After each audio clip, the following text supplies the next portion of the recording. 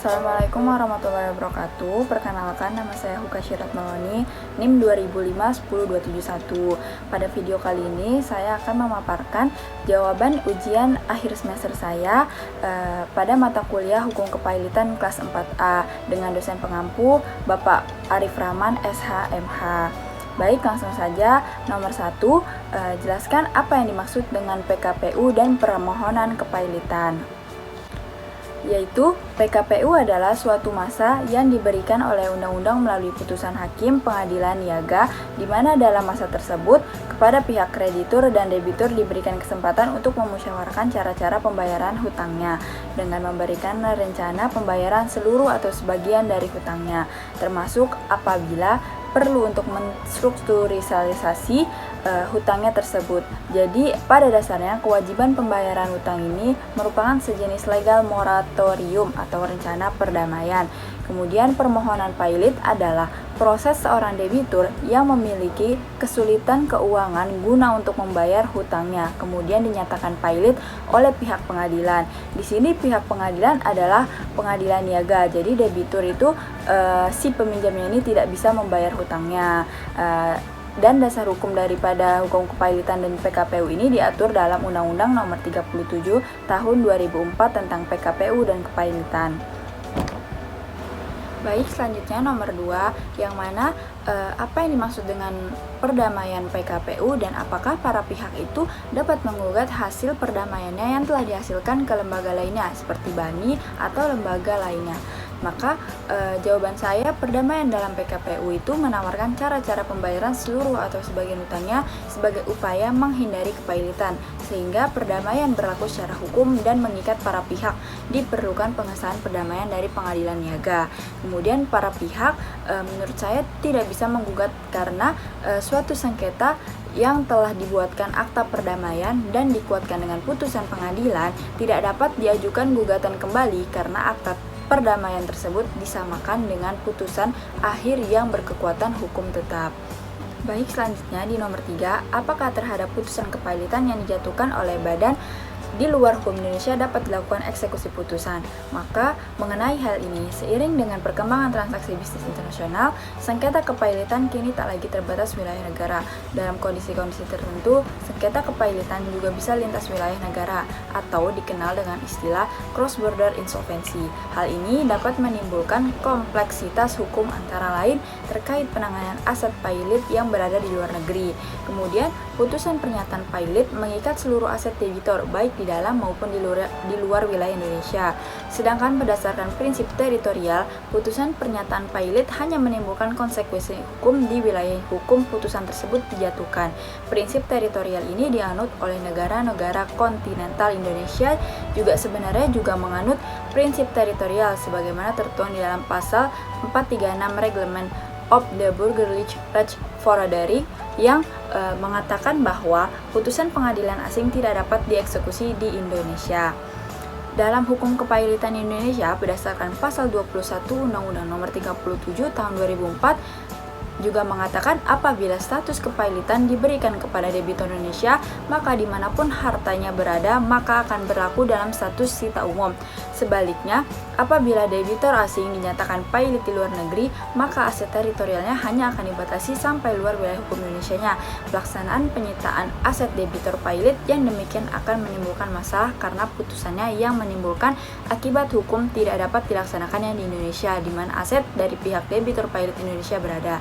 Lalu, tidak dapatnya suatu putusan asing diakui dan dilaksanakan di Indonesia disebabkan karena tidak adanya ketentuan dalam peraturan perundang-undangan di Indonesia yang menyatakan bahwa suatu putusan asing dapat diakui dan dilaksanakan di Indonesia, kecuali apabila adanya suatu ketentuan perjanjian internasional baik bersifat bilateral maupun multilateral mengenai eksekusi putusan asing antara Indonesia dengan negara lain di mana harta pailit itu berada. Dan kurator juga sebenarnya bisa melakukan relitigasi di negara di mana aset tersebut berada dengan membawa salinan putusan pailit dari Pengadilan Indonesia sebagai bukti otentik. Kemudian di nomor 4, mengenai harta peninggalan dari waris yang mengalami kepailitan. Nah, di sini menurut pasal 197 Undang-Undang Kepailitan, harta kekayaan orang yang meninggal dunia harus dinyatakan dalam keadaan pailit. Bila seseorang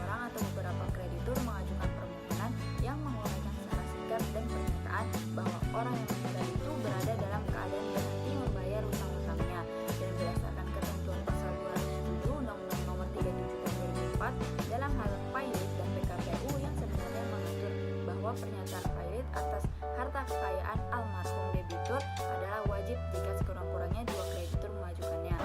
Maka pembagian harta warisan tidak bisa dilakukan jika harta warisannya dinyatakan pilot dan harus menyelesaikan terlebih dahulu kepailitan harta tersebut lalu dapat membagi hartanya. Kemudian, upaya hukum melihat ketentuan pasal 209 Undang-Undang Kepailitan dan PKPU dan pasal 175 ayat 2 KHI serta hukum adat justru memisahkan harta pribadi ahli waris dengan pewarisannya. Sebagai perbandingan pengaturan hukum di Singapura, jika tidak ada peralihan penjaminan sesuai dengan permohonan pewaris yang meninggal dunia tanpa persetujuan dari ahli waris tersebut, maka ahli waris tidak dapat bertanggung jawab atas utang-utang kreditor. Selanjutnya nomor 5, apa yang dimaksud dengan insolvensi dan homologasi?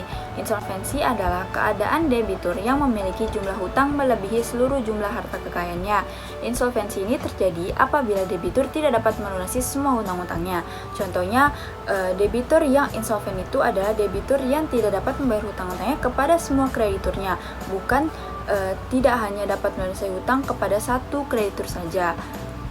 Kemudian, homologasi merupakan pengesahan rencana perdamaian yang telah disetujui kreditur dalam kasus kepailitan dan PKPU oleh pengadilan niaga. Contohnya, ketika kita melakukan perdamaian yang sudah disahkan hakim, kemudian kedua belah pihak, si debitur dan kreditur ini menyetujui akan hal itu, maka dapat terjadinya perdamaian yang dilakukan oleh kedua pihak dalam kepailitan yang ada. Selanjutnya di nomor 6, saya akan menjelaskan tentang paper yang telah saya buat mengenai proses alternatif pengurusan permasalahan harta pailit melalui proses mediasi, yang mana saya merumuskan masalah bagaimana peranan kurator sebagai mediator dalam tugas pengurusan dan atau pemberesan harta pailit.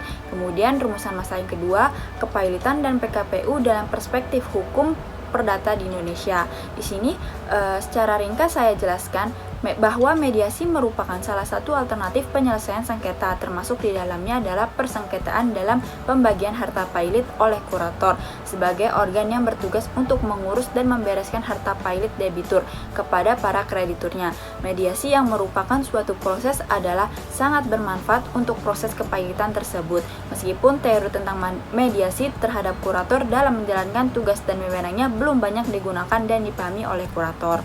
Kemudian, kurator tidak diperbolehkan untuk menunjukkan dan atau menyampaikan pada pihak ketiga manapun setiap informasi yang bersifat rahasia yang diperolehnya dalam rangka pelaksanaan tugasnya sebagai kurator. Hal tersebut menunjukkan bahwa peranan kurator memang juga harus transparan dan independen, serta menjaga kerahasiaan hal-hal berkaitan dengan penugasannya, yaitu sama dengan tugas mediator yang harus menjunjung tinggi netralitas, tidak memihak, dan kerahasiaannya oleh proses dan pihak-pihak dalam mediasi. Kemudian di dalam proses mediasi, kurator dalam pembagian harta pailit, kurator sebagai mediator harus dapat menentukan prinsip hukum kepailitan mana yang akan digunakan di dalam mediasi tersebut.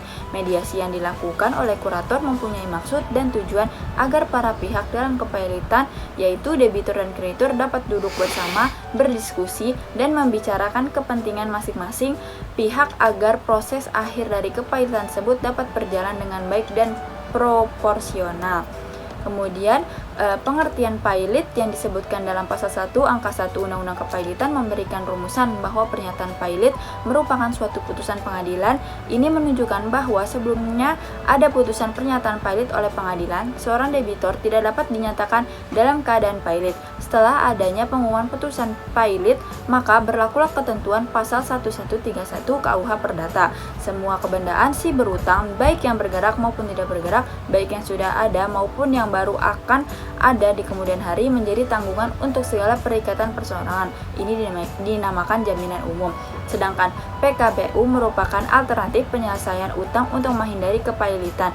Menurut Munir Fuadi, penundaan kewajiban pembayaran utang PKPU ini adalah suatu periode waktu tertentu yang diberikan oleh undang-undang melalui putusan pengadilan niaga, di mana dalam periode waktu tersebut kepada kreditur dan debitur diberikan kesepakatan untuk memusyawarahkan cara-cara pembayaran utang-utangnya dengan memberikan rencana perdamaian terhadap seluruh atau sebagian utangnya itu, termasuk apabila perlu restrukturisasi utangnya tersebut. Dengan demikian, PKPU merupakan semacam moratorium. Sekian video presentasi saya mengenai jawaban UAS Hukum Kepailitan kelas 4A. Kurang lebihnya mohon maaf. Assalamualaikum warahmatullahi wabarakatuh.